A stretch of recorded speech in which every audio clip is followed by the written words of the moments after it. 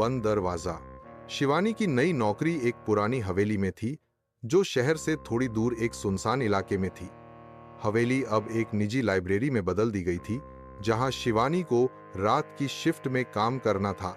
शुरुआत में सब सामान्य था, लेकिन एक बात अजीब थी। हवेली के तीसरे माले का एक कमरा हमेशा बंद रहता था। उस पर बड़ा सा ताला लगा था और एक बोर्ड टंगा था, अंदर जाना मना है। शिवानी ने एक दिन बुजुर्ग लाइब्रेरियन मिस्टर ठाकुर से पूछ ही लिया, उस कमरे में क्या है? ठाकुर का चेहरा अचानक सख्त हो गया। वहां मत जाना। जो लोग गए वो बदले हुए लौटे। अगर लौटे तो? उसके जवाब ने शिवानी के मन में जिज्ञासा और भी बढ़ा दी। एक रात जब तेज बारिश हो रही थी और हवेली में बिजली चली गई, शिवानी अकेली थी।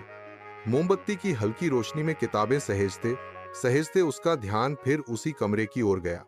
न जाने क्यों उस रात ताला खुला हुआ था। दिल की धड़कनों को थामे हुए वह कमरे के पास पहुंची और दरवाजा धकेला। अंदर घुप अंधेरा था, लेकिन मोमबत्ती की लौ में दीवार पर अजीब तस्वीरें झलकने लगीं, पुराने समय के लोगों की, जिनकी आंखें जैसे उसे घूर रही थीं। कमरे के बीचों बीच एक पुराना आईना रखा था, जिसकी सतह धुंधली थी। जैसे ही शिवानी ने आईने के पास कदम रखा, उसकी परछाई कुछ अलग सी दिखने लगी। वो मुस्कुरा रही थी, जबकि शिवानी डरी हुई थी। तभी एक साया आईने से बाहर निकलने लगा। शिवानी चीख पड़ी और पीछे की ओर भागी। दरवाजा अपने आप बंद हो गया। सुबह सफाई कर्मचारी ने उसे बेहोश पाया। जब वो होश में आई तो मिस्टर ठाकुर ने सिर झुकाते हुए कहा, अब तुम जान चुकी हो। वो कमरा आत्माओं का रास्ता है, वो आईना एक दरवाजा है, दो दुनियाओं के बीच। शिवानी ने नौकरी छोड़ दी, लेकिन वो कमरा अब भी वैसा ही है, बंद, लेकिन कभी कभी खुद खुद खुल जाता है। क्या शिवानी वापस लौट पाएगी या आईने की दुनिया में फंस जाएगी हमेशा के लिए?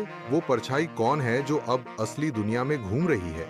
जानिए इस रहस्यमयी कहानी का अगला भाग हमारे साथ। तो दोस्तों, अगर आपको ये कहानी पसंद आई हो तो लाइक जरूर करें, अपने दोस्तों के साथ शेयर करें, चैनल को सब्सक्राइब करें और बेल आइकन जरूर दबाएं, ताकि अगली रहस्यमयी कहानी सबसे पहले आप तक पहुंचे।